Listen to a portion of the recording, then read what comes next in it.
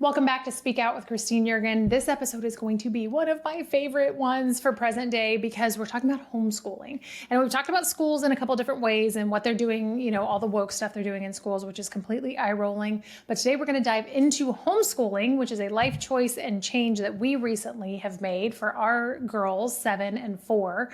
And I wanted to really talk to you about it. I get a lot of questions about it. We've only been doing it for 1 year, but I have people asking me for advice all the time. So I wanted to bring on a homeschool vet, someone who's been homeschooling for 24 years, homeschooled 8 children, kindergarten through all the way through high school, and has seen a lot of success with it, so that could be the person who is helping you. I know a little bit, but nothing compared to somebody who's been doing it for 24 years with 8 children. Durenda Wilson is our guest today, and she is the author of The Unhurried Homeschooler, which I have right here. I'm going to link all of her books for you. The 4-Hour School Day, Unhurried Grace for a Mom's Heart, and her most recent book released this year, Raising Boys to Men. She's the owner and host of the podcast Durenda Wilson, a writer for Homeschooling Today, a public speaker at women's events and homeschooling conferences. And she is a wife of 34 years, a mother of 8, a grandmother of 12. And after homeschooling for more than 24 years, she knows that home educating is an incredible blessing, but only if you don't let it hold you hostage to unnecessary expectations and notions of what it should look like. One of her passions is helping parents simplify, hello, that's us, and think outside the box so they can homeschool confidently and in a lifestyle that works for their family. And today we get to pick her brain. We get to talk to the queen herself. So I will not take up any more time with this intro. We're going to just jump right on into it. Well, Durenda, thank you so much for joining the podcast. I am so excited for this episode. I am a new homeschool mom. I only have 1 year under my belt, but I am so excited to pick your brain and talk to you. Thank you for joining. Thank you for having me. I'm excited to talk about homeschooling because I'm very passionate about it. I'm a firm believer that I would say 99% of the parents out there can do it. Absolutely. So let's just start with the why. Why did you start homeschooling? Well, it's interesting because there was something, I had met a homeschooling family back in the 80s, believe it or not. That's very, very rare. I love this family, though. I love what I saw. I love the fruit in their kids. And I had been through public school, didn't necessarily have a bad experience, but there was something in me that wanted something different for my kids. And this is before I even met my husband or anything. Fortunately, when I met my husband, he was fully on board with homeschooling. But I would say that our number one reason was that we actually wanted to spend time with our kids. We didn't want to send them away for 8 hours a day, 5 days a week. And we also felt that it was our responsibility to raise these kids, to disciple them. We were very passionate about our faith, and we felt like we couldn't do that well. Like the scripture tells us to, when you rise up and when you sit down and when you walk along the way, you're to be sharing these principles, God's word, his ways with our kids. Well, it's pretty hard to do when you get them only for a small part of the day and they're at their worst, not their best. And so we decided we're going to dive in with both feet. We're going to do this homeschooling thing. And I went into it with an attitude of, we're doing this no matter what, no matter how hard it gets, no matter what, we're going to keep doing this, and we're going to overcome whatever obstacles we need to overcome to make this happen. The other thing that I knew to be true is that there's things going on back then in the public schools that I did not want my kids around. I had nothing to say about the kind of people that my kids were going to be hanging out with for a good portion of the day. And, we think you can have a wonderful teacher, but your kids are being just as educated by the kids around them, sometimes more than the actual teacher. So that was also another thing. We thought, you know what? We want to take these kids, we want to kind of greenhouse them, and when you grow a good, hardy, just sturdy plant, it often requires putting it in a little greenhouse in a very controlled environment so that it can grow it's very tender and fragile to start with. And so you want to be watering it, giving it everything it needs and paying attention to it. And as it gets sturdier and sturdier and sturdier, then you can start to put it out for short periods of time into the elements, and it's going to do just fine. And then you're going to bring it back in. And then eventually it's going to be out there full time. And to me, that is a beautiful picture of homeschooling. It's a beautiful picture of parenting. God gave us these kids to care for and to nurture. And I just feel like homeschooling is such an amazing way to be able to do that. Right. The Bible says, train up a child in the way he should go, and when he's old, he will not depart from it. And that is something that I say that is an uncomfortable truth for a lot of parents. I always tell people, you cannot be your child's biggest influence if you send them to school. Exactly. Now, despite if it's at a Christian school, a charter school, whatever kind of school that you send them to, you just can't. If you have a rushed hour in the morning and then you get to school and you have them, you pick them up at 3:00 or whatever they have after school activities, and then you're coming home and doing homework, and then you have bedtime. The majority of the time they're with their teacher and their peers, and that becomes their biggest influence. Exactly. You can't have a couple of rushed hours and then just the weekend. It's impossible to really train them up in that way. Yeah, you won't be the biggest influence in your child's life. And we're called to be the biggest influence in our children's lives. And that's what God calls us to. And so, again, homeschooling is just such a wonderful way to be able to do that. Yeah, absolutely. So traditional homeschooling, unschooling, classical homeschooling, Montessori, Charlotte Mason, the list goes on and on. You know this. With so many styles of homeschooling, how do we know what to choose? Okay. Well, I'll tell you a really quick story. When I started homeschooling, there was a point at which I asked myself, if there was no fear involved and there was no one to tell me how to educate my kids, what would I want to do? What is in my heart as a mom towards my kids? What would I want our days to look like? What would I want our goals to be ultimately at the end of our homeschooling years? And so I think if we ask ourselves that question, remove the fear, remove the pressure, and just kind of dial into what heart has God given you for your kids, that's a great place to start, because it's going to tell you a little more about what kind of homeschooling mom you are, first of all, and that matters, right? And so when I did that, I realized I wanted to do things with my kids. I wanted to build a strong family life. I wanted to spend time with them. There were several things. And so it just I knew I wanted to take an unhurried approach. We wanted to gradually work into book work, not hit it hard as soon as they turned 5. And these are just some things that I knew I wanted to do. And so you start there and then experiment. I think that there are a lot of styles out there. And actually at one point I was well into my homeschooling years, and I had a friend say to me, "So what kind of homeschooling style does your family use?" And I said, I didn't actually know any homeschooling styles. I was not knowledgeable about that because I just sort of did what sort of came naturally and organic for our family. And so I thought, and this is like back in, I want to say it was probably the late 90s. So there wasn't a lot of information out there yet for parents, because some of you might be listening going, what in the world? This woman doesn't know what she's doing. There just wasn't that information out there at the time. And so many different styles. I just wasn't aware of them. So anyway, I told my friend, I said, I have no idea what style I am. And she's like, oh, okay. And so then we were friends for a while longer. And then all of a sudden, out of the blue, she says, I know what style of homeschool you do. I said, oh, really? Do tell. I'd like to know. And she said, you are a combination of Charlotte Mason and unschooling. And I wasn't sure how I felt about that, because unschooling to me in my mind meant just chaos. Like you're just letting the kids, which I know now that's not what that is. So looking back, I would say she pretty much nailed it. That was pretty much it. But what really mattered to me was, one, what do I really want to do with my kids? What's my heart for my kids? And then when I go to experiment with things, how are they responding?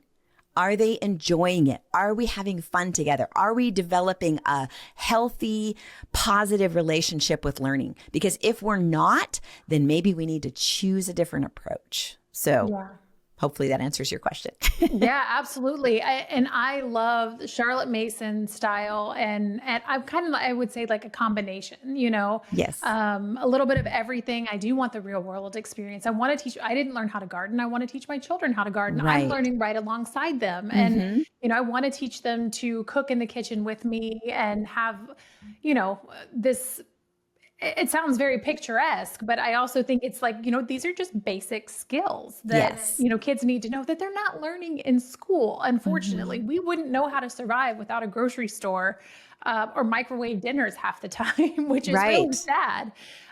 So your book mentions that the latest trend to educate early is in direct opposition to nature. Explain Mm-hmm. that to me.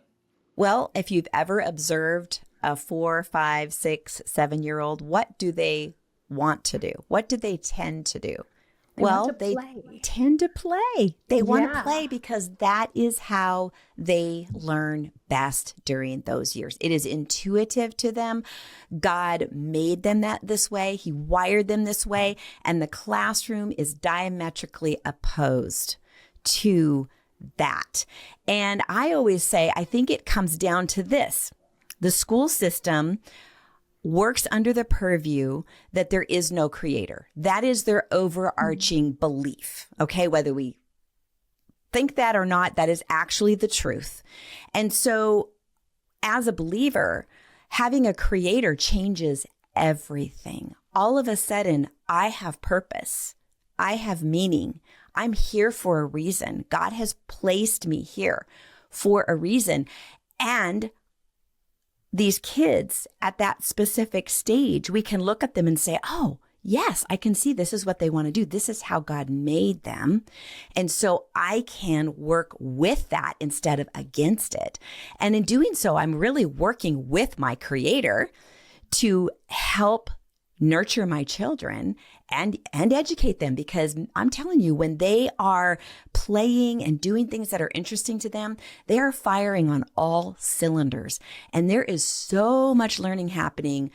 It's incredible. It's amazing. Kids are amazing learners. They are amazingly able to self-educate. That's another thing we don't give them credit for, is they really can do a lot of self-educating. Our job is really just to equip them with, okay, you're going to need to know how to read. You're going to, and eventually, if you don't start out pushing that right away, they do figure that out. So if at 5, I'm just not going to sit down with my kindergartner and just start doing lessons because they turned 5.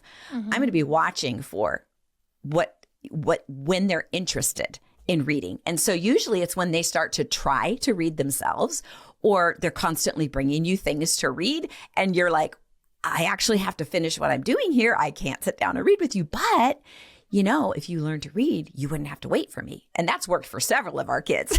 We got tired of waiting for mom, and, or they're interested in something. Well, you could know a whole lot more if you knew how to read. And these are just gentle nudges. We're not forcing. We're not being, nasty about it. We're just basically power of suggestion and just encouragement and reminding them, hey, anytime you want to do this, I'm here. I'm ready for you.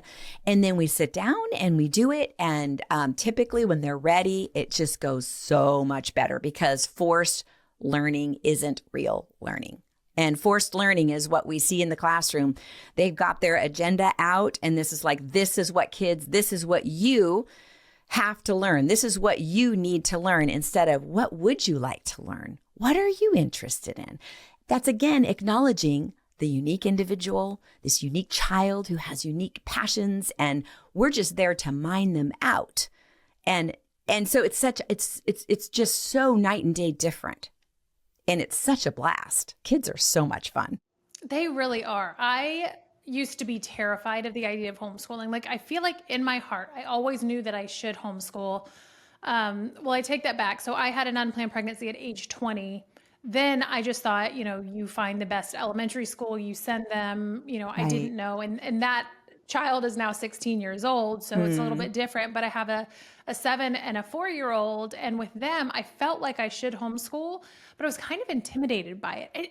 Honestly, intimidated by teaching them how to read. Like, even that seemed like such a task where I was like, can I even do that? And that's embarrassing to say, because I taught them, how to talk, how to walk, all of these other things that we teach them throughout life. And then all of a sudden it's like, oh no, I can't teach them that. I'm not good enough.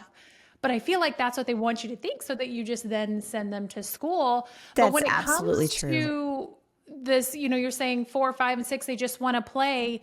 So you didn't really do any like real book work until after like even into second grade, your kids were playing and didn't even know Right. how to read.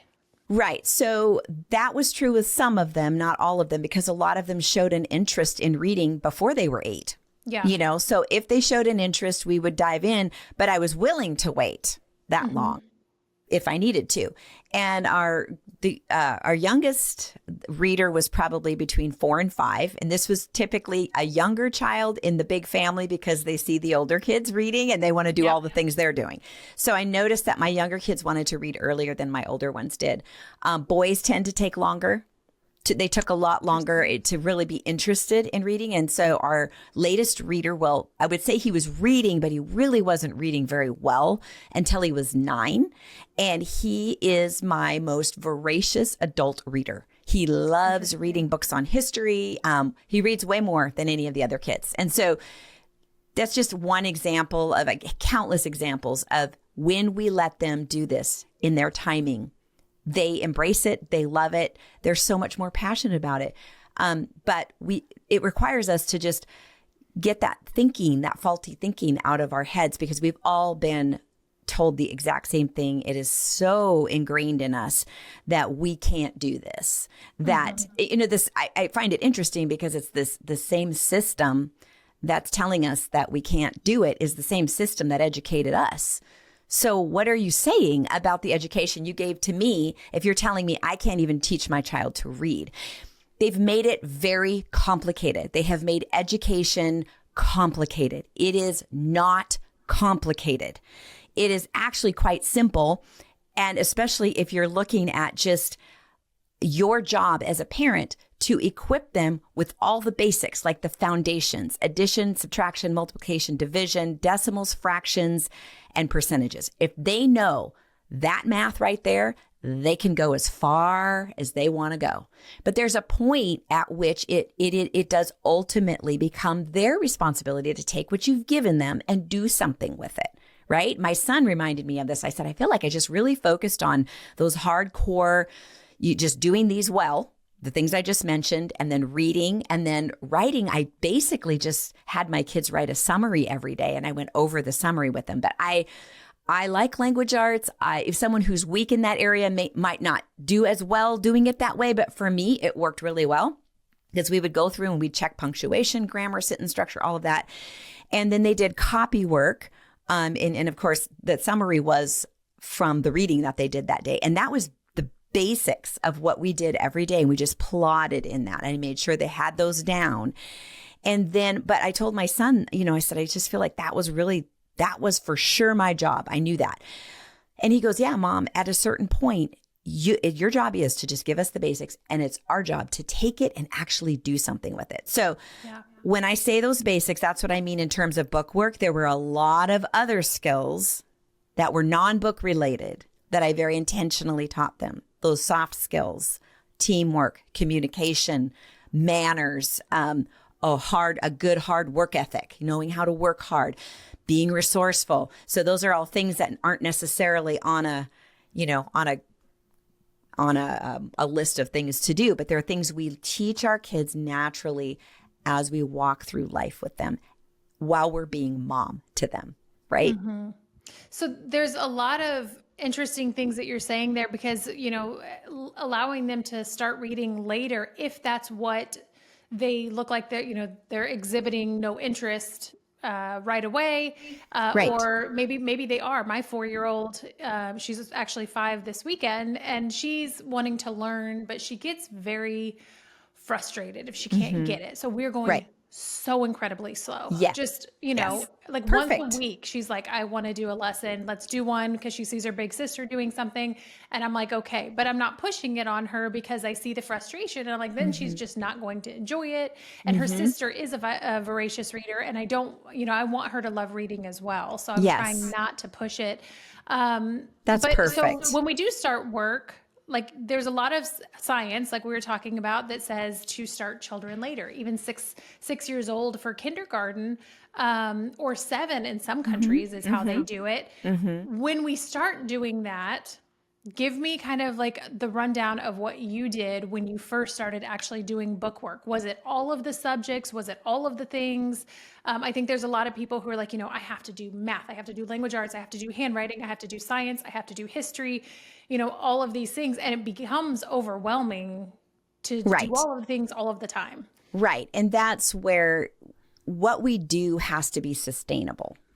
If it's not sustainable for the season of life we're in, we're not going to keep doing it. So first thing is it has to be sustainable. Can I do this most of the week? There might be that day that's just off here and there, especially if you have a house full of littles, which I did for a very long time. So there are a lot of different ways you can do this. You can streamline subjects. Like, for instance, I streamlined the reading and the writing where in high school, this is kind of a long ways off, but in high school, they read their history and they wrote a summary of what they read. We didn't do all the hoopla in the book. They read the history, they wrote a summary. And even to this day, some of my kids say that's how they learn now. They when they go to study something, if they really want to know it, they'll write a summary of what they've read. So John Taylor Gatto said there are as many ways to educate as there are fingerprints. And that's something that I think we have to keep in the forefront of our minds. Kids can learn from books, obviously, but often they learn best from real life. They learn best from experiences, especially in the early years. So what worked for our family, I'll just share what worked for us because I had 8 kids, 13 and under, and I had to do something that actually worked for us. So what I ended up doing was we hit the basics consistently. I was like, these are a non-negotiable. But when we first started, when they started reading, maybe they could only handle reading lessons. That's it. But if they wanted to do more, we could start working on practicing writing their letters, so they can begin to do that. It was just as desired, as interested. So we're doing basic reading, basic writing, basic math. Okay. And we're slowly just making progress in those areas as the kids are ready. Then once they're doing that, once they're reading and writing and doing basic math on their own, they can be fairly independent, which is super helpful for a mom who has littles at home, which again, I had many for many years. So I encouraged independence as soon as possible. And things like having them read the directions to me and then tell me what they thought the directions were telling them to do so that they could sit down, eventually do their workbooks, and they could read the directions and follow those directions. I didn't have to tell them every single day how to do that. So then the other thing that we did that was unconventional, different, but it worked for us. From kindergarten to 8th grade, I did not do formal science or history. That was something we allowed to be self-directed. What I found was that it was not sustainable for us to do formal history or science. So we needed to be done by noon. So even my 6th, 7th, 8th graders, they were done by noon. High schoolers went on beyond, but they didn't really need me. They were more independent. So I could still be done by noon for the most part. So we just worked on those basics and the kids learned those things as they were interested. So I left lots of interesting books laying around all the time. I was always acquiring from the thrift store or the yard sales or whatever, Usborne books, things like that, how things work and science related, history related, what people wore back in history. Girls loved that, just left that laying around. And then during the time when, they had their quiet time every afternoon, right after lunch, they would pick up a pile of books and they would go through those books, so they were still taking that stuff in. I would buy experiments sometimes that I'd see at a yard sale or something for them to take apart, an old computer to take apart and put together, an old hairdryer, coffee grinder, whatever, especially for the boys. They love doing that. It doesn't matter if they can put it back together. They get to see kind of how it was put together. They can try, they can experiment. They watch Kratz Creatures and The Magic School Bus and Liberty's Kids. And we talked about stuff periodically as it came up. So, and sometimes our reading was history or science related. But again, I didn't push that. I didn't make that a thing. And it just took so much pressure off. And then when the kids got into high school, they had a more formal curriculum that took them through all of that. And they could really connect the dots that had been created throughout their elementary years as they had these different experiences, because every time they were interested in something and they did it or they read about it, it stuck, right? So that's like all these little dots. Then they got into high school and all the dots connected through a more formal, approach. And they're developmentally much more ready to take all of that in at that point. And again, this wouldn't maybe be a fit for everybody. Maybe a family they love science, so they're going to do science unit studies for multiple ages. And that all of that is out there now. It was not out there when I was homeschooling. So I did what I needed to do. And you have to do the same thing. Just choose what works for you and for your family in this season. And you'll have to periodically tweak it. The kids, they grow up a little more, they change, our schedules sometimes change, but we have the freedom to adjust and adapt to all of that when we're homeschooling. At any point in time, right? Mm-hmm. At any point in time. Be unconventional, which is something that I love. I don't know if I've shared this example on the podcast before, but we were learning about honeybees and honey in general and this kind of stuff, my 7-year-old. And so I called up a local apiary and just was like, hey, they did classes for beekeepers. And I was like, we're not beekeepers. We're a homeschool family. Like, can we come and join? And they said yes. And now we're actually going to get a whole group of homeschoolers to go and check them out, because a lot of people are like, whoa, that was really cool. You got to do that.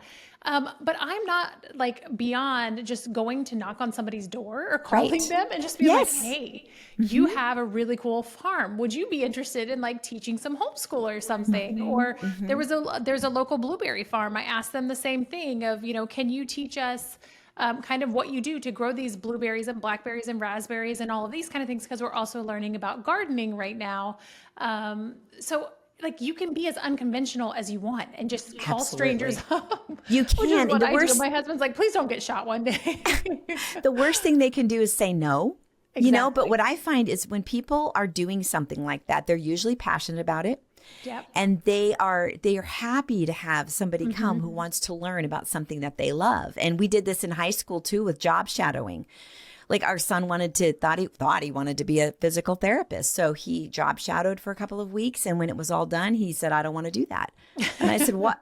Why? He'd been studying anatomy for 2 years. He was pretty serious about this. And he said, I didn't realize that 80% of the job is inputting information into the computer for insurance. And he said, I'm not interested in that. I want to spend time. He wanted to be a pediatric therapist. So he wanted to be with the kids, working with the kids. That was not an option. But think about, what if he had gone to college thinking that that's what the job looked like? Right. Went for 7 years, spent all that money, only to find out he hated the job.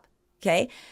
This is the beauty of homeschooling, is we can give our kids those experiences while we're schooling them. Sometimes it's after they're graduated. We spent a few years with some of our kids just trying different things out until they figured out what they wanted to do, because they weren't interested in their words, wasting time at college. So they would rather be out in the real world and trying some different things out. And so, I mean, it could save a ton of money. It really helps give our kids clearer direction sooner, because the fact is that the average person has 8 career changes in their lives. 8. Okay. So that tells me 2 things. One, they probably didn't start out doing the thing that they actually really were made to do. Right. And we can help our kids do that. And number 2, things change. Time changes and jobs change, and our kids need to be able to pivot with that. And if we raise lifelong learners, they're going to be able to do that. Problem solvers, they're going to be able to do that. Critical thinkers, they're going to be able to do that. They can handle it. They'll be able to handle life, and the how quick things are moving and changing will not throw them off. They'll be able to pivot with it. Yeah. And I think I don't know the exact statistic, but I think it's that the majority of people who go to college for, what an XYZ degree don't end up actually working in that field anyway. Right. And usually in a field that doesn't require a degree.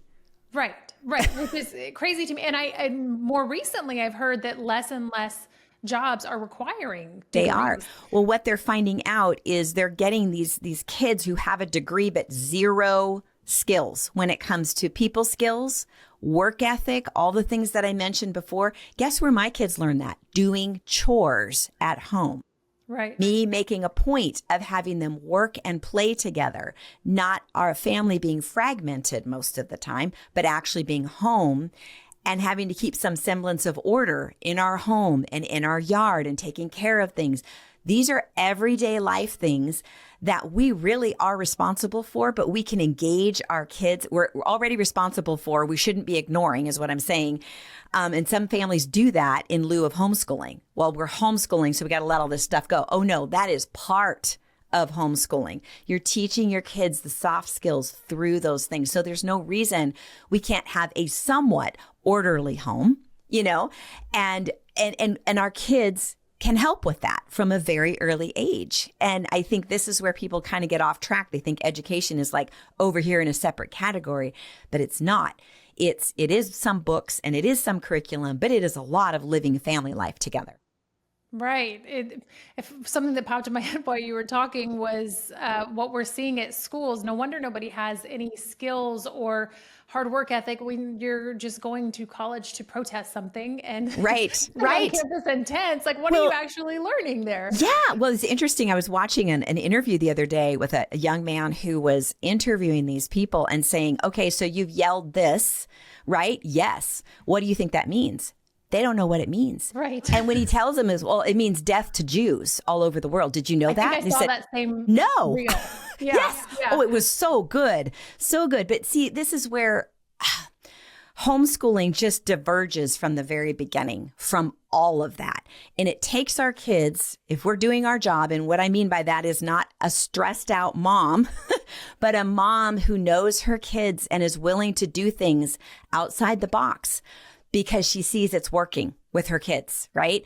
And being okay with that, understanding that there are as many ways to educate as there are fingerprints. Kids can learn things a lot of different ways. So all of a sudden, you're setting the example, mom and dad, being the outside of the box thinker, being a problem solver, understanding, oh, actually, this is what's needed here. And so that's what we're going to do, regardless of what we're hearing out here.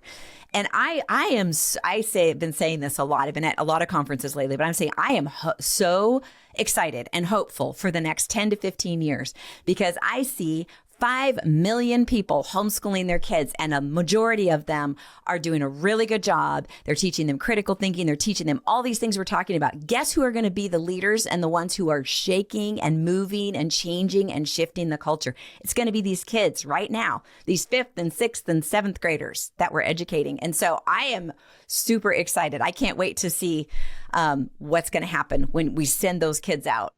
Absolutely. I genuinely believe, and this is a controversial statement, but if we actually want to save America, for those who, think America is going down the toilet, yep, we have to homeschool our kids. Amen. I could not agree more. That if we're sending our children off to school, just by nature of what I have seen, yes, over and over and over. And I have sent my children to school. I mean, right. it's not like I'm, holier than thou. I've only homeschooled my children. You must do what I do. I've been there, done that.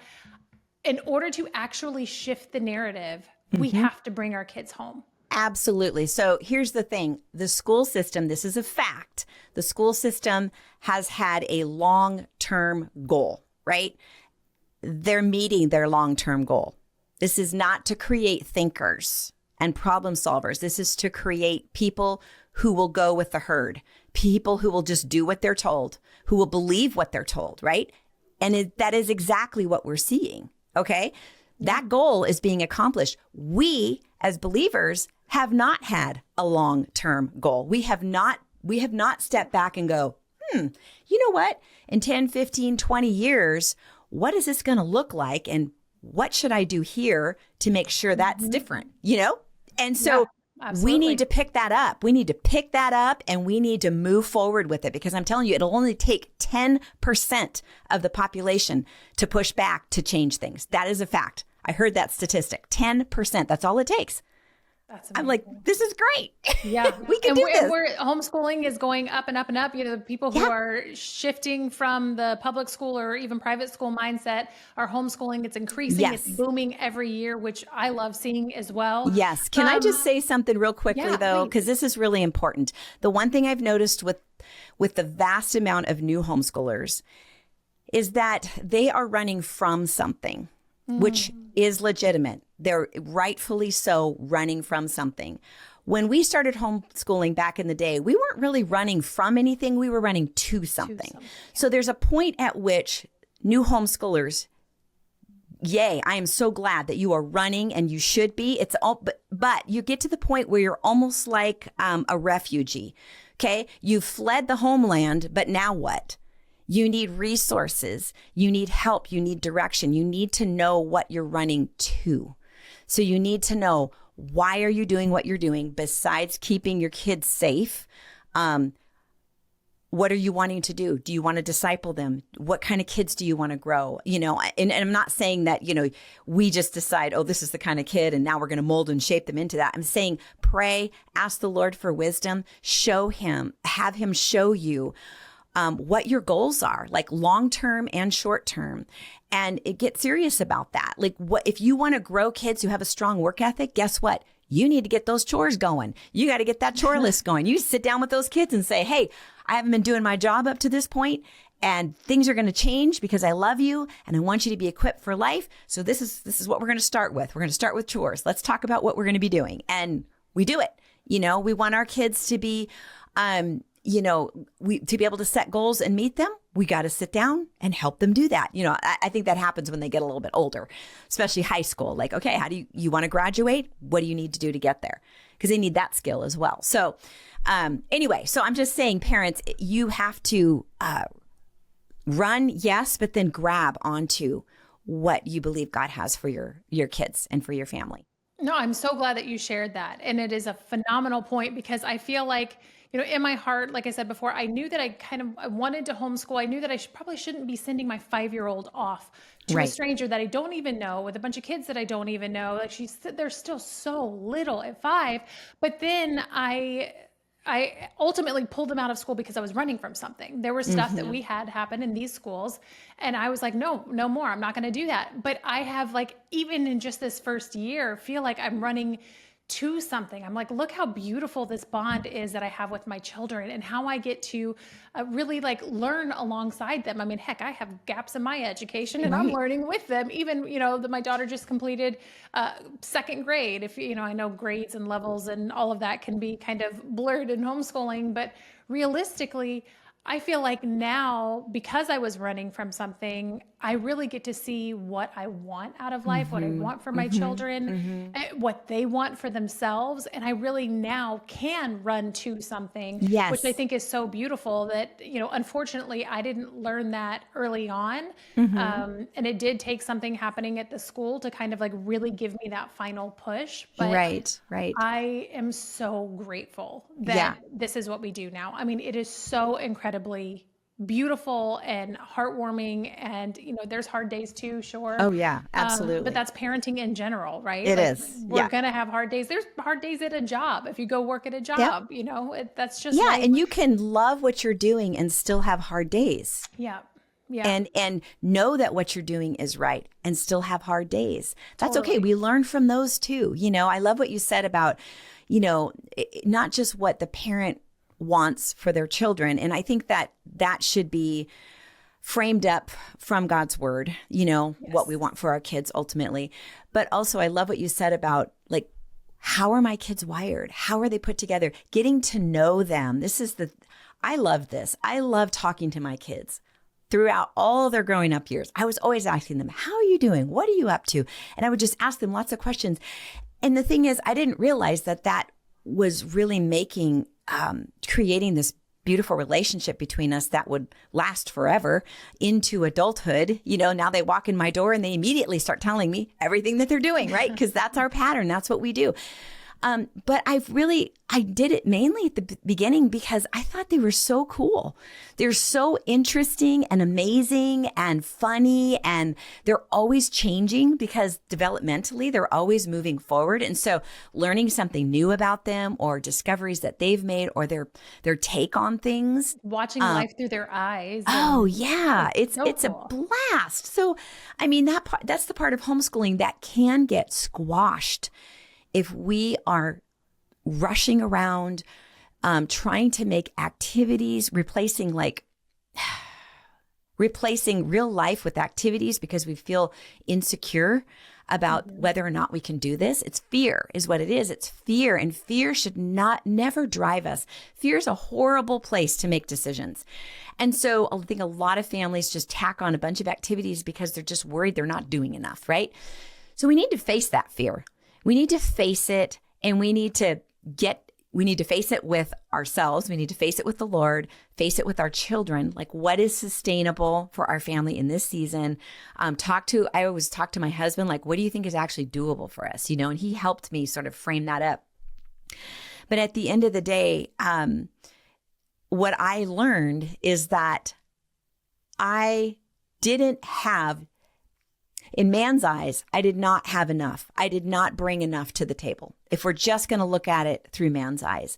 But because I'm a believer and I have a God who loves me, and he's a God of abundance, and he took what little I had to offer and he made it more than enough. And this is something that early on, the Lord just showed me, like the loaves and the fishes. Jesus told the disciples, he's like, points out to all these thousands of people and he says, feed them, right? And that's how it feels sometimes when God's saying, home educate them, homeschool them, raise them into godly, good people, right? With, all these characteristics.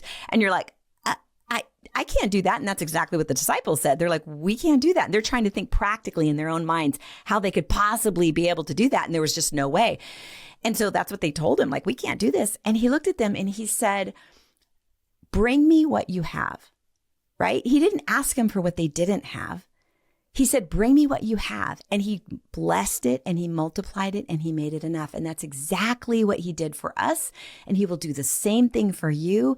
So I say all that to say you can relax as a believing homeschool mom and know that your homeschooling can look like however it needs to look, and that it's going to be enough, and sit back and just enjoy those kids. They're such a blessing.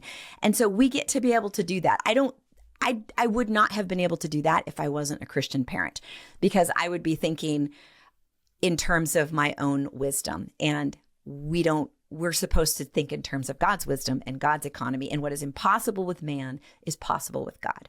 So you can do this. Yeah. So often we feel the pressure to keep up, Right. We need to keep up with the Joneses. It's kind of starts from babies. We have milestones. Is my baby Sure. sitting up? Are they crawling yet? This baby's walking, but my baby's not walking. And I even had that with my own children. Sure. One walked at 9 months and one walked at 14 months, so they're kind of all over the spectrum. But it moves into homeschooling. Is my kid reading at the right age? Do my kids get enough field trips? Are there enough science experiments? How would they compare to public school kids? The pressure to keep up is really real. How can we evaluate how well our children are doing, I guess? Another way to put it is should we be comparing our homeschooled children to public school children? Absolutely not. For one thing, they're in completely different learning environments. And so if we're going to compare apples to apples, I mean, even then, every child is unique. They are uniquely made by their creator. And here's the thing. We assume always that public schoolers are doing better than homeschoolers. So I want to share a few things with you that I think will be super encouraging to moms. If you go to the National Home Education Research Institute, here are just a few facts about homeschoolers. The home educated typically score 15 to 25 percentile points above public school students on standardized academic achievement tests, which I think that's a little bit of a measuring stick. I do not think that is the end all. I don't think testing is the end all. There's so many ways to determine and tell a child's intelligence, and testing is just one tiny way of many. So try not to get caught up in that. But if you're going to test, this is what's happening with the testing. 78% of peer-reviewed studies on academic achievement show homeschool studies or students perform statistically significantly better than those in institutional schools. Homeschool students score above average on achievement tests regardless of their parents' level of formal education or their family's household income. And then the degree of state control and regulation of homeschooling is not related to academic achievement. So we do not need the government's money to educate our children. Home educated students typically score above average on the SAT and ACT tests that colleges administer for admissions, and they're continually and increasingly being actively recruited by colleges. So this is coming from families who have homeschooled in many different ways, but you see the results are still positive. So what we're looking for, I think, is what we grasp for, and it makes sense because we want to be doing a good job with our kids, right? We're looking for a measuring stick, right? The problem is that the public school has, influenced us so much that we think performance should be the measuring stick. Right. When it really should be purpose, right? Are we fulfilling the purposes that we have today for our homeschooling day? Yes, we have checklists. Of course, checklists can be super helpful, but we might find that the purpose for our homeschooling day might look a little bit different some days, like when you've got a kid with a meltdown over math. Okay, well, we're going to sit down and talk about what's going on? When they've calmed down, we're going to have a conversation and we're going to say, hey, I noticed you're just really struggling. And I'm saying not a one-time deal. When it's become the rule, not the exception, that they're melting down, then it's time to have a conversation. Say, what is it? Is there something about this math that you don't like? What do you find frustrating? Do you think maybe we should try to learn it a different way? Do you want to just, do we maybe need to do something different, a different part of math for now, and we'll go back to this. Like multiplication tables can be frustrating sometimes. Maybe we need to take a break from them and then we'll go back to it. So we're going to have this conversation with our child and we get to hear back from them kind of what they think. And ultimately we make the decision as parents, but we're showing them that they matter, that their thoughts about what they're doing matters. The fact that they're frustrated matters to us. But we're also teaching them to problem solve because we're going through a series of questions to help them learn to ask themselves when they're frustrated. So all of that is so valuable to our kids. And so that day, the purpose might actually be learning self-regulation and learning how to problem solve instead of doing that math lesson. But there was still purpose in it. When our kids are bickering and fighting and it's kind of become the rule, not the exception. Okay, we're going to sit down, we're going to work through. And again, like you, I was not a, professional peacemaker. I had to learn right alongside of my kids, what does God expect from us? How are we supposed to treat each other? Well, guess what? I found all those answers in the New Testament, right? Where he tells us as the body of Christ, how are we supposed to treat each other? Patient with each other, gracious, kind, encouraging, all of that applies to sibling relationships. So maybe we're going to stop. And today, the purpose right now in this moment is going to be teaching our kids how to have healthy relationships. Man, our world needs people like that. It needs people who know how to do that, So purpose instead of performance, I think will get us a lot further down the road. And we can't do that in traditional school, right? No. I mean, they have to keep up and keep going and keep going. And kids get left behind. I know my daughter, she's so incredibly smart. I know every parent says that, but she picks things up so easy. I mean, it's so easy. She's 7, she'll be 8 next month. And I don't know if my other daughter will be the same. She's a little bit younger. She may not.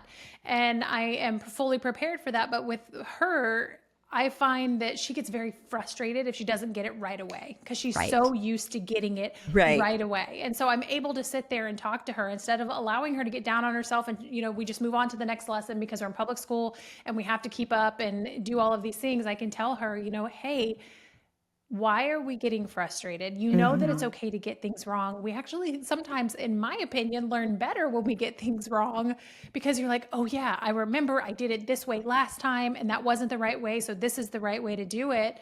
But we can spend that time with them and be able to explain that to them. So you said in your book that the educational system is broken and we know it. Why then do homeschool parents use it as a frame of reference, which is kind of what we were just talking about. And I think that's so important to realize.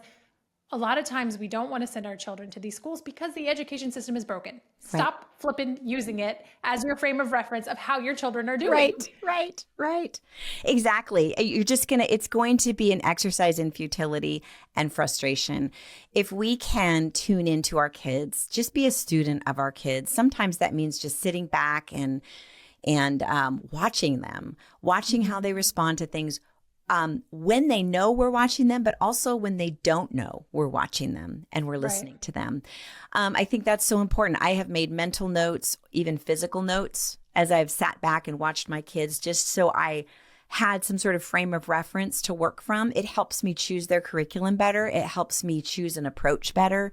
But it's very relational. And I think that's the thing I really want to emphasize is when you homeschool, I don't feel like you really ever have to be a teacher. If you stay mom, you will automatically teach your kids. I mean, didn't we do that the first 5 years, right? You said it was very natural to, when you saw, oh, they're ready, they want to start eating with a spoon, to start teaching them how to do that, right? And it should flow seamlessly and can flow seamlessly into their education. Like you're going to learn right alongside your kids when you're educating or home educating a kindergartner. You don't need to worry about ninth grade. You don't need to even think about that. You'll be ready for it when the time comes. Engage fully where you are, because I think a lot of moms spend a lot of time worrying about the future, worrying about gaps in their kids' education.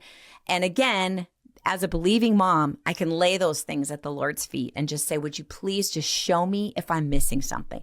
Bring it up, bring it out so I know. Otherwise, I am just going to trust and I'm going to keep moving forward and I'm just going to trust that we're doing okay, And that is it makes night and day difference in how our days go with our kids, And you actually say in your book that, it only takes 2 to 3 years to teach children what they actually need for high school and college, which is so interesting to me because you think it takes, 8 hours a day, 5 days a week, 12 years, or 13 if you include kindergarten. Well, that created a lot of jobs for people. You're right. I'm just saying. 100%. Government It also gave daycare for people who wanted to work. If both parents wanted to work, it did create a place for their kids to go. I'm not trying to be nasty or anything, but I am saying that there was an encouragement for moms to go to work, and then there was a provision for a place to send their kids, right? Yeah. They were thinking ahead. We're going to be the ones to have the greatest influence on the next generation. Hitler thought the same thing, right? You educate the youth and basically, those are the people who are going to take over the country. But the 2-year thing, that was such an eye-opener for me because as I thought about my elementary school years, I realized there was a lot of review. There was a lot of just like kind of doing the same thing again. And sometimes you'll notice in your curriculum that, they're reviewing a lot or they're focusing on something that your child already knows. Guess what? As a homeschooling mom, you can say, we don't need to worry about that. You already know it. So we're going to move on to the next thing. That's why homeschooling is so efficient. Is because we can recognize that and have permission to cut that out and say, okay, we're going to move on to the next thing, or to take the time if we need to make sure our kid has a concept that maybe they're not fully getting, right? But the whole 2-year thing, I was just sort of gauging by my own experience in kindergarten to 8th and thought, yeah, I think that actually sounds right. Now I'm down the road and I've got kids in their 30s now, right? And I can tell you that is absolutely true. I still believe that in 2 full, intense years of study, that's pretty much what spans the kindergarten to 8th grade years. That gives you permission to slow down and not be so frantic about keeping up. It was something that was mentioned in your book is the Smithsonian study, and they studied 20 geniuses. Can you kind of tell me a little bit about what they learned from diving into I suppose what it takes to be a genius. Yeah. They basically what they learned was that these geniuses had three things in common. They have warm, loving, educationally responsive parents and other adults, scant association outside the family, and a great deal of creative freedom under parental guidance to explore their ideas. So I just found that so interesting because that is home. That is family life. And this is why I'm always telling moms, if you just work with your husband on building a strong family life, these other things are going to just naturally come into line. So this warm, loving, educationally responsive parents, okay, somebody might read that like me, a perfectionist initially, and say, oh my gosh, I need to be on top of my game educationally. No, they're saying when your child's interested in something, respond. If they're asking you questions, respond. If you don't know the answer, say, well, let's figure it out together. That's all that means, is that we recognize when there's a learning or teachable moment happening and we engage in it. However is necessary or whatever's appropriate. And, like I said, sometimes we don't have the answer. And that's a great thing to tell our kids. I don't know the answer to that, but let's see if we can figure out how to find it. And then all of a sudden you guys are on an adventure together, So I just thought that was so interesting. Also, the scant association outside the family. Okay. Right. So many people are worried about socialization. And guess what? You as a parent are the best companion for your child, especially in those early years. Yes, there comes a time, and it's always good for kids to play together off and on, but too much of it actually isn't healthy. Now we're going back to an influence that's like an overarching influence that's not ours anymore. Yeah. And I know people were like, oh, you homeschoolers just brainwash your kids and and I'm like, you know what? Whatever. This is called just family life. This is training your kids. You train your kids whether you realize it or not, whether you're intending to or not. You as a parent are teaching your kids. And so I'm just happen to be intentional about it. Absolutely. And I'll make no apologies. Yes, I'm going to work hard to raise my kids in the faith because I believe it, because it's part of me, because I know God and I know how good he is and I want them to have that relationship with him. Why wouldn't I want that good for them? 100%. So. Yeah. So when it comes to like tests and quizzes for homeschool kids, what do you think? Are you for them, not for them? I know there's a lot of people who are like, we don't test, we don't quiz, we don't do any of that. We just see when they've mastered it in the book.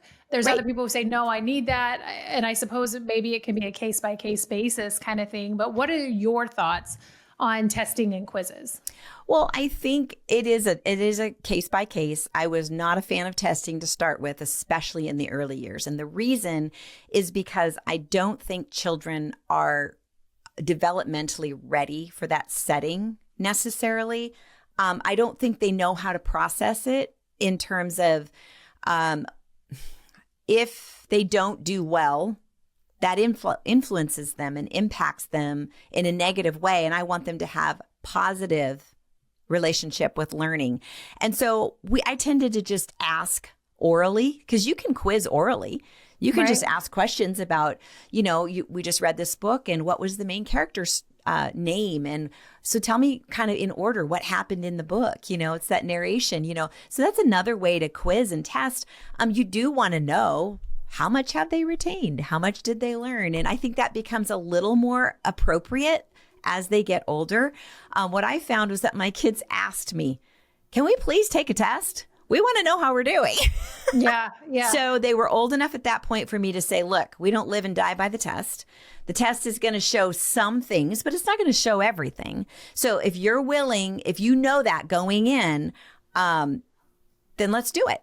Now, in the early years, I lived in a state where the kids did have to do annual testing from like first grade. And so I did just the simple CAT test with her, and I monitored it. I did it, didn't take her anywhere for it. But then I never told her the results. In first, second, third grade, it just doesn't matter. It doesn't make their life any better. All it does is give them something to worry about or, wonder about.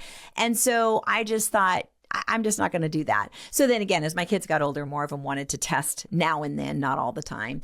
And then I think it was helpful in high school, just because, the way our was set up, we were with a co-op that the kids met the public school criteria for, but we could do it. We could use our own curriculum, if that makes sense. So they met all the credits for world history and all that, but we could use our own curriculum. So we weren't using public school curriculum. But at the end of the day, the credits were laid out and they got a public school diploma. But that also meant that they had to do the testing. And so this was so fascinating to watch our high schoolers test who had been, sometimes they tested, sometimes they didn't in K through 8, and now they had to, right? And they had to go to classes. They had to go to classes to take this test, to show them how to take this test. Oh, and they were like, this is the stupidest thing we've ever seen. They're telling us this at home, right? Right. We're like, there are just some things in life where you have to jump through the hoops. And so this is an opportunity to do that. You just give them what they want. But it was interesting to see their take. And then when they took the tests, they did very, very well. But they still thought this was the dumbest thing ever, And one of our girls, she didn't do a ton of intensive science. We sort of took a kind of relaxed approach, is what she wanted to do in her high school years. She went to take the science. She aced the science test, and I'm like, oh my gosh, what in the world, So it's kind of crazy. But anyway, those are my thoughts on testing. It's so interesting because I feel like a lot of times we think that we have to, again, it goes back to keeping up with the public school kids and what they're doing. Right. And when it comes to actually homeschooling, and we maybe should have mentioned this earlier for someone who's like, okay, I'm sold, I want to homeschool. How do I do it now? Every state has different requirements. Some of them actually do require you to take testing or to be able to access certain funds. You have to take testing, or, they have rules on what curriculum you can use if you want to access those funds. Some don't. Basically, I think the first step is kind of, would you say, researching the laws in your states? I'm in Alabama, and there's pretty much, there's not really much oversight. It's just kind of do whatever. See, and this is where I love to direct families to their state homeschool organization. Mm-hmm. Every state has a homeschool organization. These are people who fought for the freedoms that you have now, right? Yeah. We don't think about it because we just have them. But there were people that are still actually part of these organizations who were actually put in jail because they wanted to homeschool their kids. So, they know of which they speak, but they formed these organizations specifically so that they can keep an eye on what's going on in state legislature to make sure your rights aren't being or potentially being compromised. And I think most people don't know this is happening. They work hard. Most of them volunteer all of their time, but they all have a website and they all have a place. Getting started homeschooling in Alabama, getting started homeschooling in North Carolina. And they'll tell you exactly the steps that you need to go through. There's people to contact, so you can actually talk to a real person if you want to. They offer all kinds of other free resources, activities, groups, things like that. So that's where I would start if I were you. And that'll give you kind of a lay of the land. And a lot of times they'll have mentoring moms who can help you kind of through the process, someone personal that you can talk to. So I know HSLDA also has help for new moms or new homeschooling parents. So that would be the place to start. Then you're sure that you're doing what you're supposed to do. And can I just say this about testing? This is so interesting. Yes. Never once has anyone ever asked to see my tests. And have I never met a homeschooler who anyone ever asked to see their tests, okay? Sometimes you're just doing it so you have it in the file, you met the requirement, and you do want to do that because if we don't do that and they find out that a bunch of us aren't complying, they will bring things down harder onto homeschoolers and cause there to be more requirements. So we want to cooperate, especially in your states where it's not that hard, try to cooperate with what they're asking, but it can be done sometimes in different ways. I know that there are states, Washington State is one of them, that instead of doing testing, you can actually have a gal who comes out who's an evaluator, especially in the early years when they're just kind of could be intimidated by, or you've got a kid on the spectrum, something like that. These are trained and from what I've seen, there are wonderful, wonderful former teachers who are helping homeschoolers, and they come out and they'll do an evaluation. They'll sit and talk with your kids. They'll play games. They'll read with them, and they'll draw their evaluation from that interaction for one morning. And you might have to pay $75 or something for it. But isn't that amazing? So if you've got a kid who's special needs and can't do the testing, you may have options. And so you don't need to let that testing part intimidate you, because you may have other avenues to do that. And I also want to say this. I know that taking government money can be very, very tempting as a homeschooler. I would warn against it, because with money comes control. And Right. if you want to be a free homeschooler, I would really caution you not to take money from the government, because they will begin to decide how you're going to do things. And so it's kind of a big thing right now. A lot of it's a carrot that a lot of new homeschoolers are being lured in by. But it is more of the same of what you left. So don't run to that because you just ran away from that. Yeah. That's my personal a lot of opinion. them are saying which curriculums you can and cannot use, or you can't Yes. use a faith-based curriculum. Yes. Speaking of curriculum, what is your advice on finding a good curriculum? What should parents look out for? Personally, I like something that's a little bit more open and go, that doesn't have a ton of prep work, because I'm just not going to do the prep work. No, if I'm and there's a lot of completely curriculums out there that are written for teachers. I mean, people who love to just dive in and they have planners. Okay, true story. I never once had a homeschool planner, ever. I don't have one either. We just kept moving forward with what I had chosen. And we just kind of kept, as long as we kept moving forward, I didn't worry about it. If I started to worry that my kids weren't learning enough, I started to journal every day. Everything we did, not just book related, but also just the kids found a frog and they did this, that, and the other thing with it, and they built a habitat and all of that. We tend to not think about that as education, but it's very much educational. Write that down in your little journal. As your kids are playing and doing all these different things, they built a blanket fort. Write that down, because that it required creativity. It required them to work together, teamwork, communication. Yeah. When you start doing that, you realize how much your kids just learn from everyday life. And how cool to maybe give it to them one day and let them go back through it and be like, oh yeah, I remember that. And kind of relive some of those memories. So, there's some questions that I didn't get to in the main thing. And there's a few that I'm skipping over, and I'm just kind of, I want to be respectful of your time.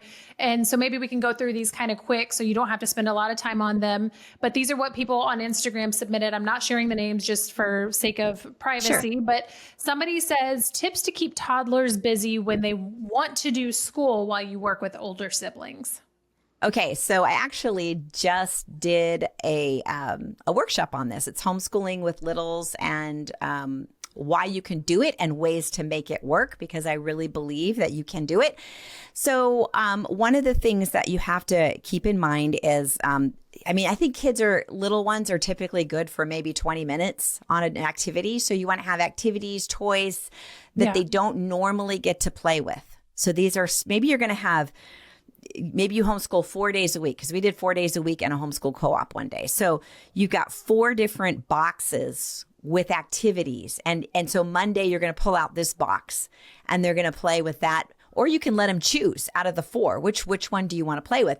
And you sit down and they have that activity to play with for that 20 minutes. And then maybe they're going to switch activities to something else.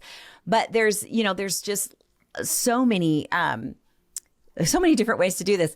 I involved my older kids. I would have them take 20 minutes out of their homeschooling morning to sit with a little one and play with them. And they got to pick the activity for them. And I noticed that they really bonded them with their younger, either babies or toddlers, because they picked what they thought would be fun for them, or a special snack, or, things like that kind of help bring our older kids together with our younger kids.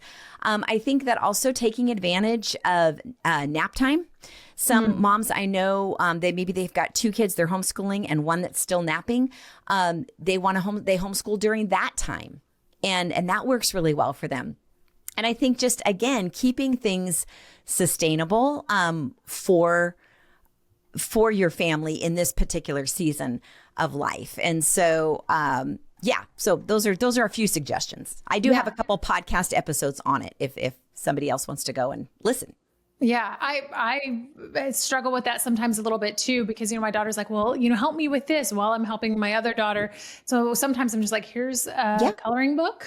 Yes. And also colors. Patience. It's okay for them to have to wait. Yeah. Right.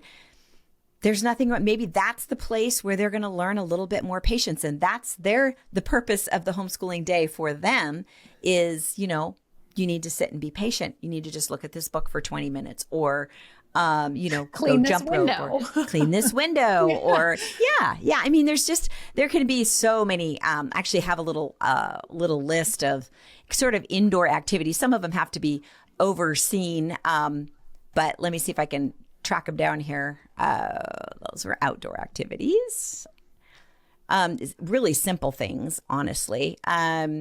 So working puzzles, playing with Play-Doh, read or look at picture books, make construction paper chains, draw with washable markers, cut and paste magazine pictures to make scrapbooks, build words with magnetic letters, play dress up, build a blanket fort, sort beads or buttons by color. So just a lot of different ideas. And actually, a lot of these ideas came from a website that I love. It's flandersfamily.info. There's a bunch of fun printables there with lots of ideas and activities for younger kids. Awesome. And I think these are the resources that parents need. Somebody says, how can my child be around other kids if there are no homeschool groups close by? Okay, so first of all, what age kids are you talking about? So if you're talking about younger kids, we kind of covered that. Like, you're the best companion right now. I know when my kids were young, maybe once a week we'd go to the park with a friend, or, we went to church, so they saw kids there. We invited people over for dinner. We got together with friends. So kind of whatever happened organically for us as a family was the extent of our kids' social life, and, there were times I wanted to get out of the house and go somewhere else. So we'd go to a park, go to a friend's, we did that a lot, especially in the younger years. But I found that in the younger years, being home most of the time was the best thing for everybody because of naps and just, there's just always ongoing needs with little ones. As they got older, when our oldest was 12, we started doing a homeschool co-op. So that was a nice thing to be able to have. Sometimes we just have to be more intentional about getting together with other families and choose families people you like to hang around with. And gosh, like I said, church, I don't know. I feel like we're all pretty social beings that it's not too hard to kind of think of people we'd like to get together with, for an afternoon or whatever.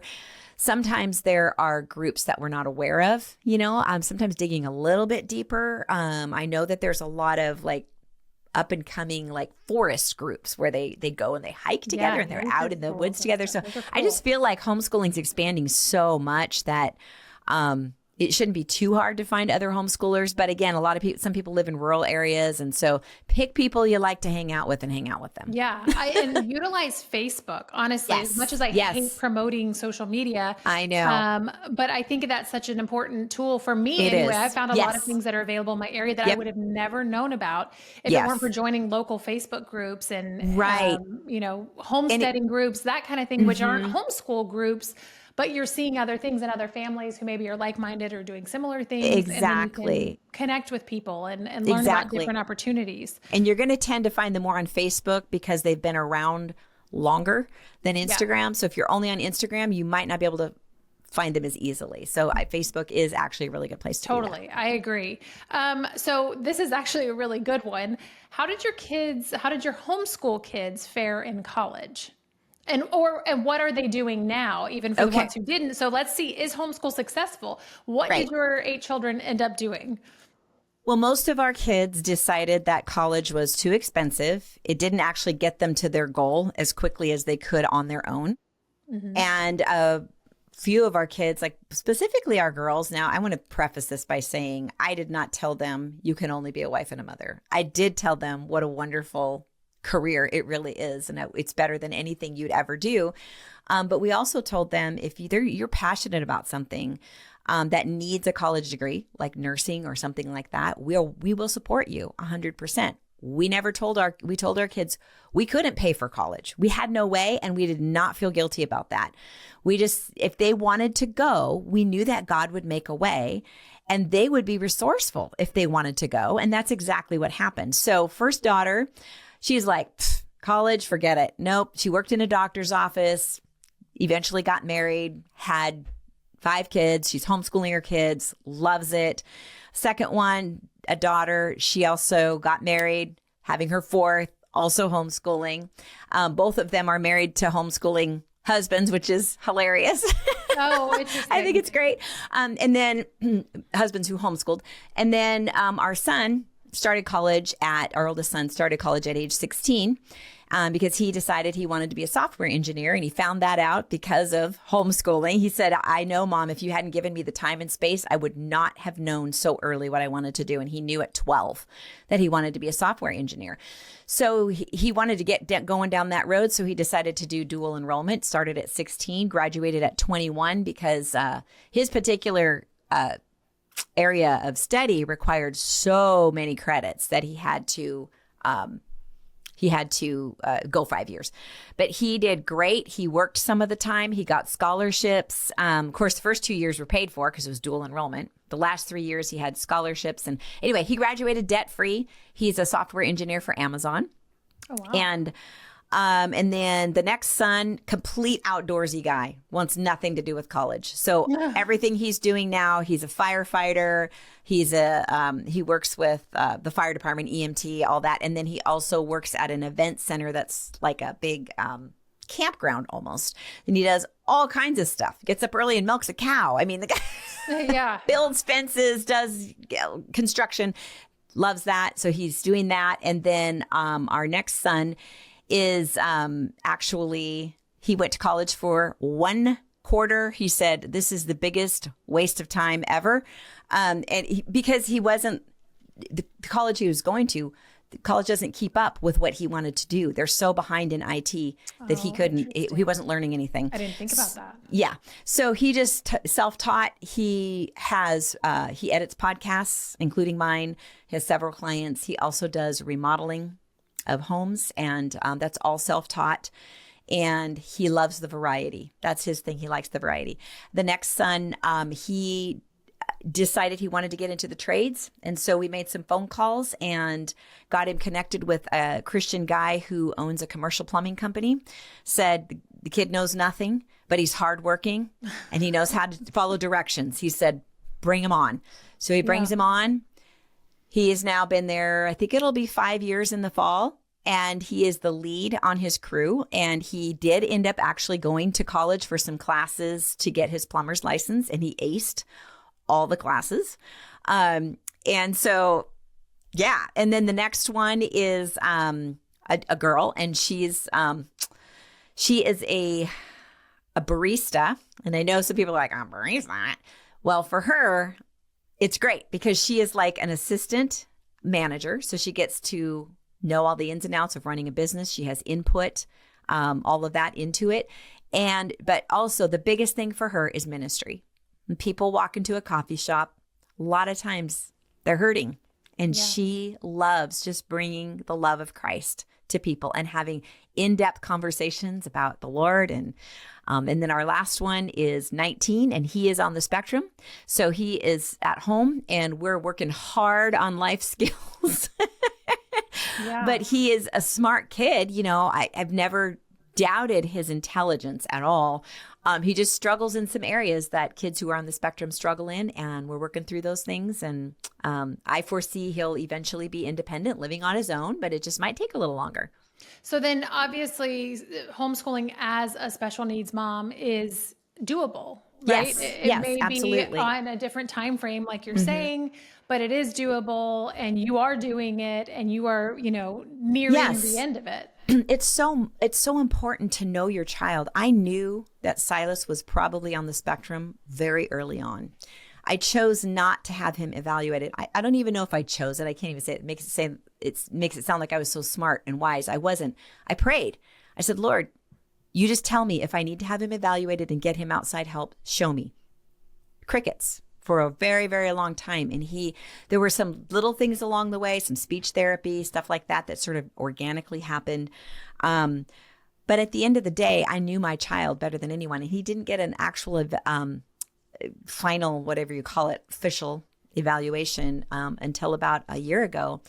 And he had two different ones. The second one was way more accurate. The first one was not. And my mom gut alarm was going off like crazy because this guy, I started to read his report. And I think this is important for moms with special needs kids to hear. You know your child better than anybody. And as I started to read this report, it felt like death. Like this doctor was speaking death over my child in terms of like his abilities or what he was really eventually would be able to do. And I just said, no, I'm not reading this. I am not reading this. And I put it down and I never looked at it again. And I said, Lord, I need you to give me wisdom. I need you to show me what this kid needs. And so he has slowly, it's been slow, but he has slowly been moving us forward. And it's just takes a lot of trust and a lot of waiting on the Lord. But there are a lot of people out there who want to help. But a lot of times they complicate things. They make things harder than they need to be. So just be aware of that. Yeah. So another person says, be honest about screen time. How do you fill a whole day? And screen time is huge right now, which I've done some it is. episodes on screen time. And I do think that kids are addicted and I do think we utilize it too much. And I have like pulled my kids back big time, but I also want to acknowledge that you can find some good things on screens. Now, Right. do I think that we should use them all the time? No, absolutely not. But okay, so they're saying be honest about a whole day. How do we even fill a whole day? Where does screen time come in? Okay, so first of all, you're assuming you have to entertain your child all day, that you're in charge of keeping them entertained. That is not your job. It's not.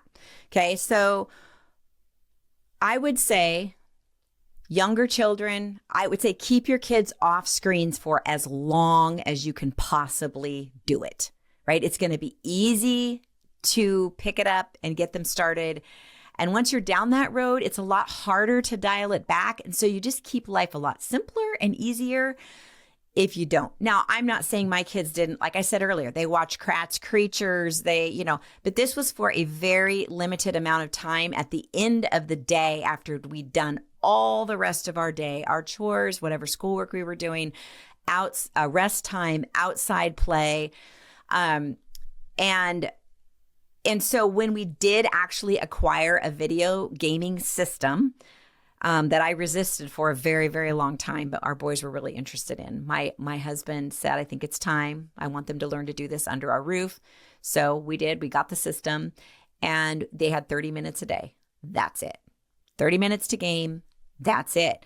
And I sometimes took fasts from it because when I could start to see it was starting to be all they were talking about and all they could talk to me about, or if their playing got delayed or they couldn't do it that day, they threw a fit. Well, you're done for 3 days. Mm-hmm. This is too important to you. And that's what we have to gauge as parents. Like, where are they at in this moment with this thing, right? Because what we want to teach our kids is nothing. Gaming and all of that should never come above people. It should never come above God.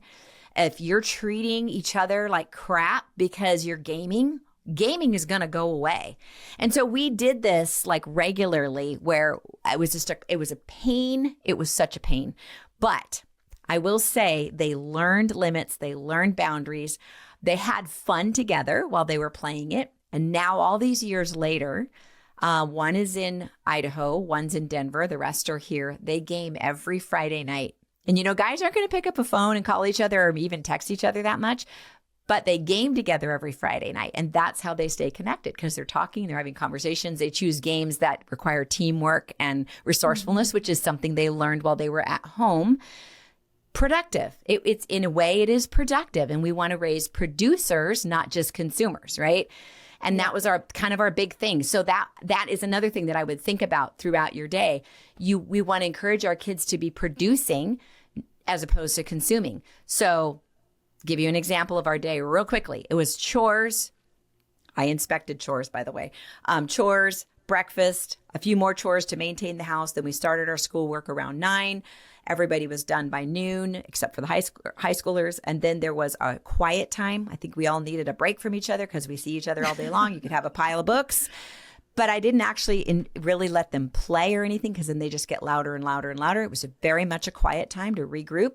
So we did that for about an hour. And then from 2 to 4, they had this margin of follow your interests, do what's interesting to you, do your hobbies, do whatever that is. It could be laying in a hammock, looking at the clouds. That would be fine because there's something actually productive happening there. And we want our kids to learn how to do that stuff, right? But my kids were mostly like building things. They were doing forts. They were jumping off bike ramps there and building bike ramps and better bike ramps. And, the girls tended to be a little more different activities than that. They would draw, they would, bake, they would do stuff like that. They went outside as well. But, it was just a time for them to just be outdoors as much as possible. If they had to be indoors, they would do, more indoor type projects. But one of the things you can do things, have like a little jar with a bunch of ideas. And again, this came from flandersfamily.info. She has great printables, but some of her ideas are draw with sidewalk chalk, blow soap bubbles, dig in a sandbox, build fairy huts from sticks, stones, and moss, jump rope, play freeze tag, pick dandelions, swing, ride a bike, walk on tin cans, stilts, make mud pies. So you could put all these on a little piece of paper in a jar. And when they come to you and say they're bored, that was a naughty word at my house. You did not say you were bored. I would either give you something to do and you needed to do it, or I'd give you a job, So they learned not to come to me because I would just probably put them to work. But you can have a jar like this with all these activities, especially if you're first starting out and you're trying to get your kids to do more. They might need a little more encouragement and ideas. And so let them pick one out of there and then go do it, doesn't cost any money. And it's amazing. My kids learned to love that time. To this day, they're like, we are so thankful, Mom. Thank you for giving us that time every day. Some of them found their careers during that time. Like the son who's a software engineer, he was taking apart computers and putting them back together. That was his fun, his hobby during that 2 hours for a certain period of time. My son did digital music, online digital music. He was creating it, right? Now he edits podcasts. He still does digital music, but he edits podcasts and he actually does all my audiobooks, which is a huge deal. That's a very complex and hard thing to do. And he did it. He pulled it off. So I'm just, so I just think that, and now I forgot what the original question was. It was being real about screen time and how you manage it. And I would add to that, especially because mine are a little bit younger who are maybe not breaking down things and building them or whatever, and having a 4-year-old. When I started limiting screen time a lot more because we utilized it more previously and I did not like what I was seeing. And so we limited it a lot. And I'm talking a lot. Like my son will get made fun of by some of his friends because his phone only has like a certain amount of time he's allowed to be on it. You get to figure out how you want to spend that time. Right. But, I limit things even for my 16-year-old. But for the youngers, I noticed like within a few days, they would start playing with each other. Yeah. I'd grab my husband because he works from home, which is such a blessing. And I'd be like, hey, come look at them. Like they're just playing in the bedroom and it's so beautiful. Like they're getting along and there's no screens and they're just like making things up and they go. Yes. And it's like, so when you take it away, they kind of naturally just figure out how to fill their time. Right. Well, they have imaginations. Our kids are no different than kids were 50 years ago. They're created the same. They have the same needs and they develop the same. So maybe we should just give them that to grow and develop in a more organic way.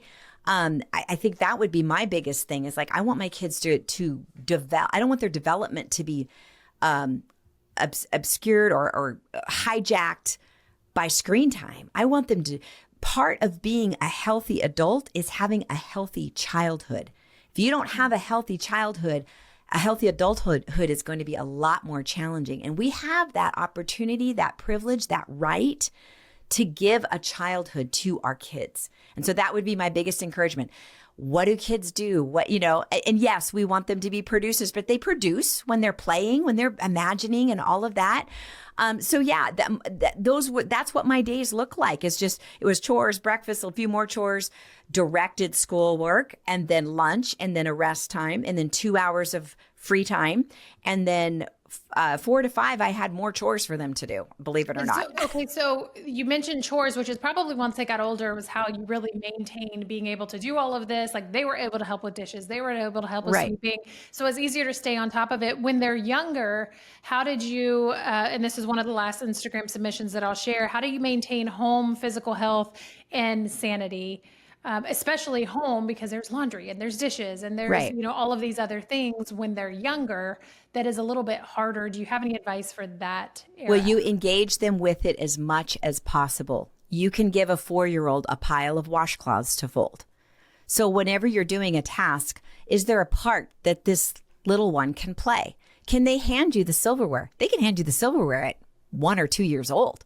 Right. And what you're doing is you're instilling in them this idea that this is time for chores. This is what we do this time of day. You're establishing a rhythm and a routine. My biggest thing is simplify. You got to keep things simple when you have little ones at home. And I know that that's not glamorous and it's not necessarily attractive, but it is better. It is better for you. It is better for your children to have a simple routine and where you're engaging the kids where you can. They're getting regular food or regular meal times, regular nap times. All of that helps your kids stay more self-regulated so that they can do the growing and developing that comes naturally to them as they're playing. So you're feeding into all of this higher learning later on down the road by simply keeping a simple routine at home, engaging them where you can. And in terms of you as mom, yes, it can be challenging. I had 6 kids, 9 and under. I had 4 boys in 5 years. And so, there was a lot of that needed to happen, So I needed to keep our life simple. I kept our meals simple but healthy. I made sure that I did some sort of exercise every day. I came to the conclusion that 30 minutes was my max. That's the most I could afford in a day. For years, it was like that. So I just made the most of it, but I made sure I did it, right? And so my kids napped every day. They went down for quiet time, even way into, even as they got older, if they didn't nap, even my high schoolers, it was a quiet time. It was meant for everybody, including me, so that I could keep my sanity, right? I needed to regroup. We're done with the morning and lunch. Now it's afternoon. What are my priorities today? Yada, yada, yada. So I think that, simplifying our lives does help with our mental health, keeping those expectations reasonable for the season that we're in. And then, obviously taking care of ourselves, get your sleep, go to bed at about the same time every night, get up about the same time every morning. There's something called circadian rhythm. When that gets thrown off, we struggle. Sleep deprivation, it's a real thing. It's a real form of torture. And if you're awake at night with a baby, make sure that you're giving yourself margin during the day to maybe take a little rest when the kids are resting. And can I just say this? I'm going to sound old-fashioned, but here we go. Discipline your kids. Do not let them run wild. If you want a peaceful household and you want to keep your sanity, you have to discipline your kids. They have to understand who's in charge, or they are miserable and you are miserable. There's a lot of moms out there who just, I feel like they want to have the peace of mind, but they don't want to discipline themselves to be the parent with their kids. And I'm sorry, but you can't have both. There's hard work involved in being a parent, but if you're willing to do the hard work, a lot of good things are going to happen. You can have more peace in your household. You're going to have a better mental state. You're going to be more well rested. And down the road, your kids are going to be happier. But then you're also going to have kids who are going to follow your example, and they're going to be self-disciplined. And so it's worth it all the way around. I love what Abby says. Hard is not the same thing as bad. Yes. I almost brought up that quote earlier. Yes. You said something. Absolutely. And we had Abby on. She's fantastic. Yeah, she is. She's MS for Mama on social media. If you guys have probably seen her, she does a lot of public speaking and she's written a couple of books. they're in this room somewhere. Yeah. And I would also add time management is huge because for me, sometimes I'd be like, oh, well, I can't work out. There's just no way. And I didn't have 8 children, so I didn't have near the excuse. But recently I have been going to bed earlier, not scrolling my phone, and waking up at 4:30, 3 days a week. And I'm at the gym by 5 a.m. And I can wake up at 4:30 because I'm going to bed at like 8 o'clock and I'm not on my phone or doing something, like watching a TV show that's kind of mindless and just passing the time. And on those days I get back, I'm at home at 6 a.m. The kids aren't even up yet. My husband is still in bed at 6 a.m. even still. And then he goes to the gym and we switch. And I have some quiet time and there's other things that I can get done. So I feel like time management and being very intentional with your time is something that's absolutely huge true too, because we can really let the time get away from us if we let it. And in this case, there's a lot of flexibility with homeschool, but we still have to manage our time properly. Yes. So Durenda, I kept you for way longer than I said I was going to keep you. Where can everybody find you? I know you have a website, you have books. I'll link the books in the show notes for everybody. Because they're fantastic, especially The Unhurried Homeschooler. It's a very quick read. It's not like this long, massive thing. You're going to be able to read it pretty quick, and it is such a resource. But where can they find you? Okay, you can find me at durendawilson.com. You can also find me at the Durenda Wilson podcast. I have over 500 episodes. I make sure that I title everything topically so that you don't read a title and wonder what it's about, which makes it great because there's a search bar on the list of the top of the list of episodes on my website. So on my website, there's a podcast page and there's a search bar. So you can put in keywords and those episodes will come up that you need to hear about. So you can better navigate finding what you need. I'm there. And also my books are all on Amazon and I think you're going to leave links to those. So yeah. And you're on Instagram at Durenda Wilson, I believe. Durenda Lee Wilson. Mm-hmm. Yeah. And I didn't get a chance to really dive into it, but you do talk a lot about how boys and girls learn different, how they are different, and we shouldn't be comparing them in those ways. Maybe we can do a separate episode just on the differences between boys and girls in the future. But that's something that, if you have a little boy and you're wondering about how to raise boys and homeschooling boys, you do have a book about that. And you talk a lot about that too. I do. And it's another simple, mercifully short book. It's a little longer than that one, but I think that it's been amazing to get the response from moms. One mom called it the most, how did she put it? I think the simplest and most practical and easily implementable book on boys that she had ever read. So there's practical tips, there's prayers, there's scripts for certain scenarios, of ideas of questions to ask your son to find out more about what's going on, because they aren't always able to do that. But it's been cool because we've sold over 8,000 books in the first several weeks that it's been out. And so it seems to really be meeting a need. So yes, if you have boys, I would highly recommend it. Absolutely. And I have a 16-year-old. I haven't read that book yet. Would I benefit at it, with him still? Absolutely. Yes. Okay. It doesn't matter what age, because what you're going to do is you're going to understand basically the male species better, which will also help you understand your husband better. I've had moms say that to me. I actually understand my husband better. I was like, that's great. Moms who didn't have boys who read it anyway. And right. So I'll link that one too. Thank you so much for joining and sharing your wisdom with us. 24-year homeschool vet, and I'm sure that you're helping some with your grandchildren as well, knowing that you guys do the multi-generational living. I am so honored to have had you on the podcast. Thank you for having me. It's been great.